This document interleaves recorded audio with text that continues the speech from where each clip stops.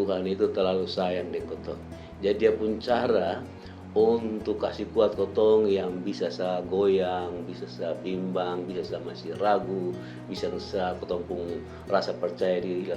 Tuhan pun cara itu terlalu banyak dan ah, terlalu manis Tuhan punya ah, ini buat itu. Jadi mari kotong belajar untuk percaya. Soal usah ragu lah dengan kotong pun Tuhan. Soal usah tanya lah ini dia siapa. Ya, ini dia su atur semua terlalu manis. Dia su atur semua terlalu manis.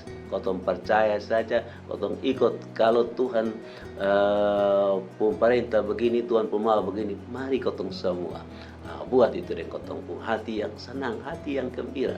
Ya, itu yang Tuhan punya mau. Jadi begitu, kotong percaya, kotong Tuhan subang kita, jangan pernah ragu itu, jangan pernah takut itu. Biar orang-orang dunia dong ada omong macam-macam, silakan dong omong. Soal usah ragu, soal usah takut.